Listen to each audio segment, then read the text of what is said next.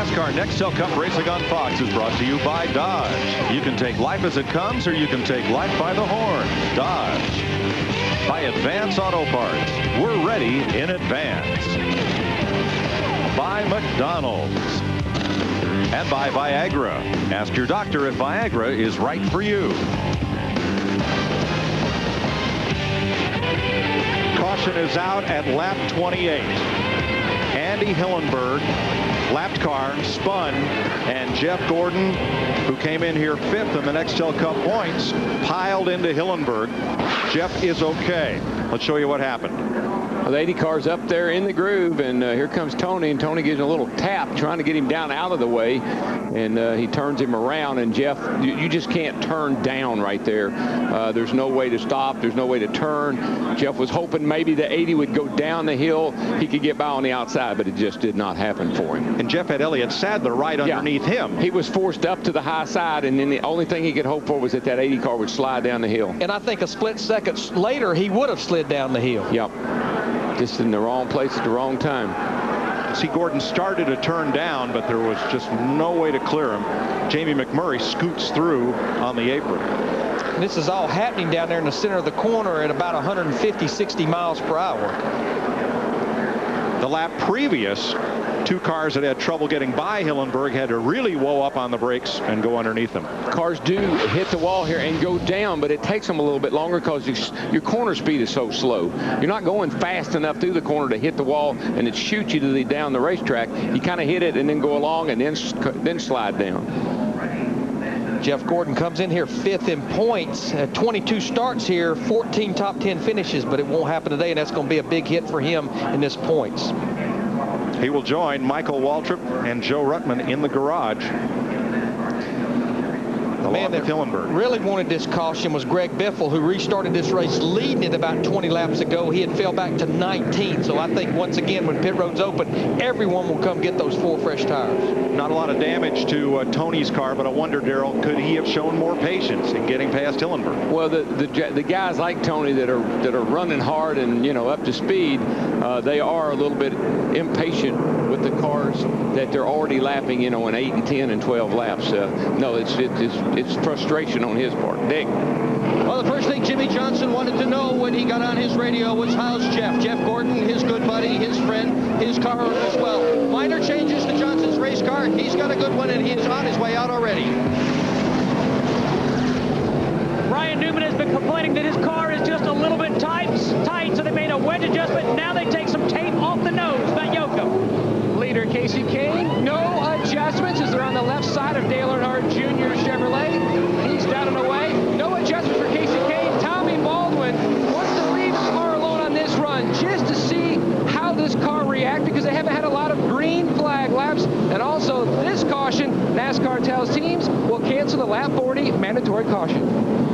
Let's update you, too, on Greg Biffle, the fellow who really needed this caution, as Casey Kane's crew is a lot happier with their performance this time around. Biffle got the pit stop he needed and got his tires, and he's going to be around 20th place. Yeah, Greg Biffle and Doug Richard was the poster child. Everybody saw what happened to them. Everyone came to pit road that time.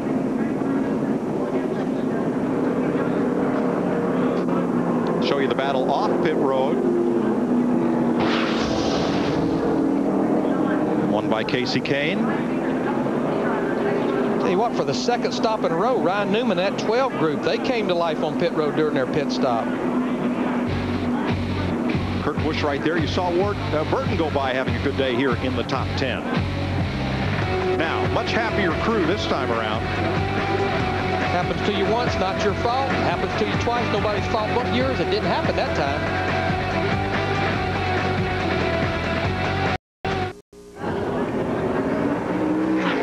Todd Bodine gives up the lead to make a pit stop. Kyle Petty has had an extended stay on pit road.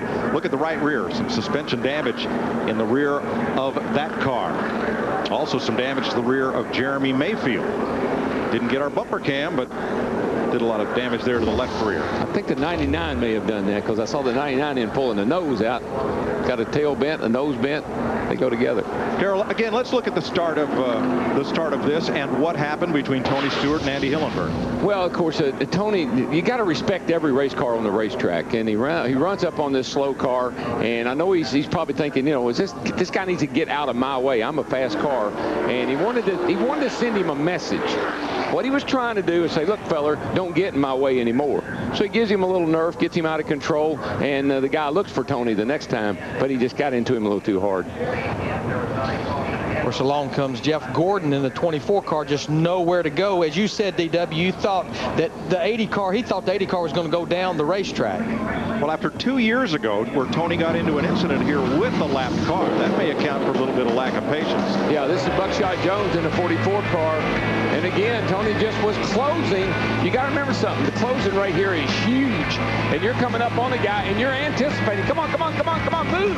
And he doesn't move, and you're into him. Dick Bergman. With Andy Hillenburg, what happened out there, Andy? I wiggled up in front of the 20 car there, and I mean, you know, you come in here and this is the big boys, and slow car and a fast car, and fast car hits a slow car, and it's the slow car's fault, and we'll go back and build us a faster car, and someday we'll be back and we'll be the faster car. Is he okay in there? I'm fine. Sorry for Jeff Gordon. I feel bad.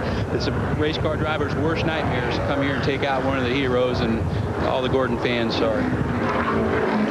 And of course, we mentioned a while ago, Jeff Gordon comes into this race 5th in points, 130 points behind leader Matt Kenseth. And remember, it's a 26 race season right now, this chase for the championship, to be within 400 points of that leader at the end of 26 races.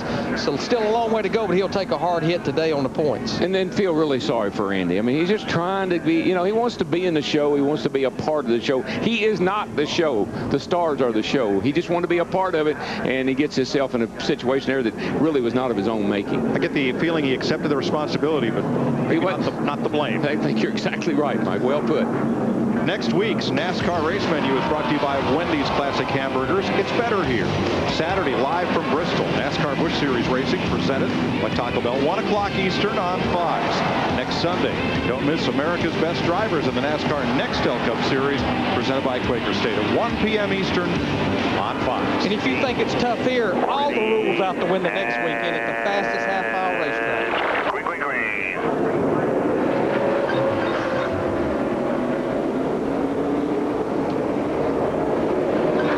Everyone on 4 fresh tires now, but right now Ryan Newman in that 12 car, he knows he has those fresh tires, Darrell. I'm going to take advantage of it right now and lead this thing. No question about that 12 having the Ryan Newman got the steam under the hood. Those Penske engines put out some power. Right now, Casey Kane in the 9, he's just not getting going on this restart as he loses second position to Kurt Busch in the 97. And Dale Earnhardt Jr. in the 8 car, we're looking at him right here. He wants that 3rd position. I noticed Kane's a little slow on the restarts. Gets really 3 or 4 or 5 laps. He starts coming back, though, and starts to pull away.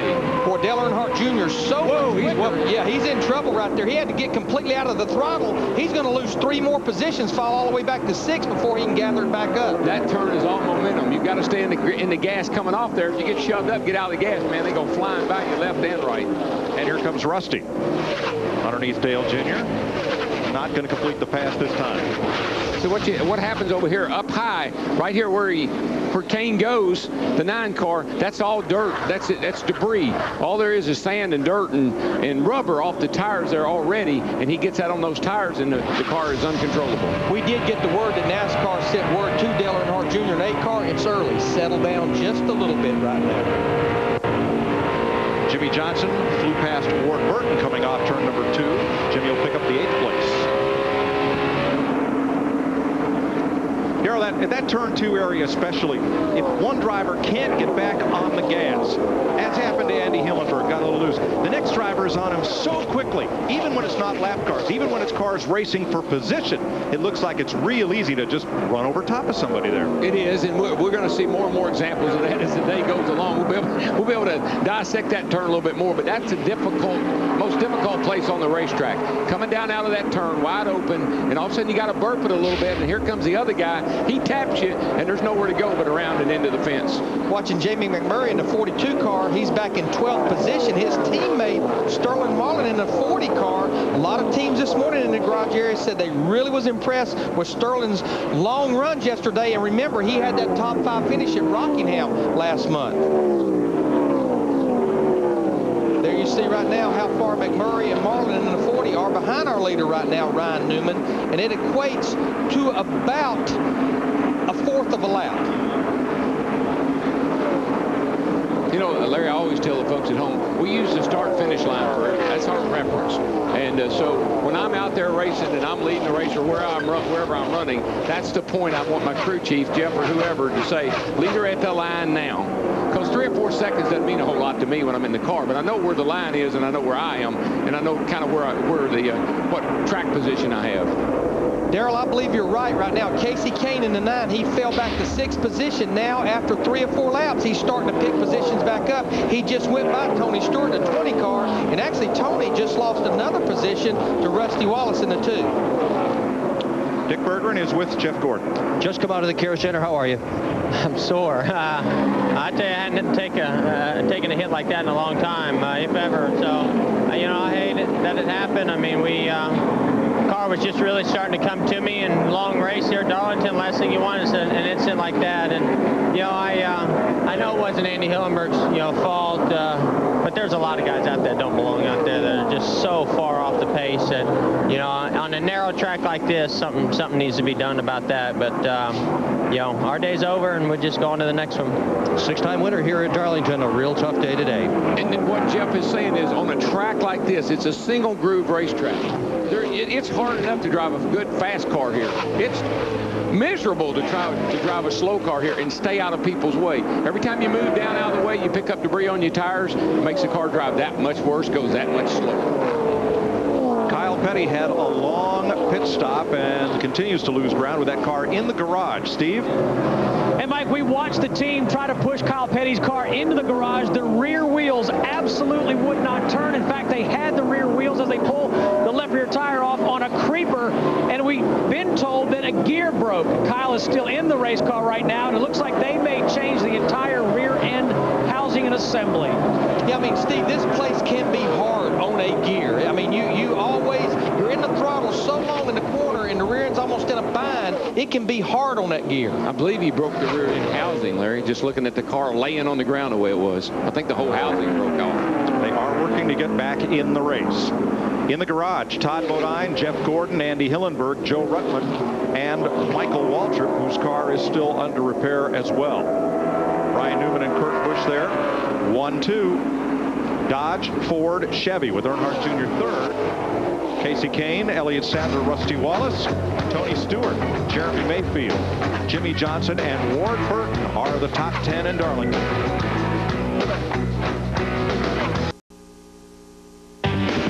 NASCAR Next Still Cup Racing on Fox is brought to you by UPS, the official express delivery company of NASCAR. We want to race the truck. People love the truck.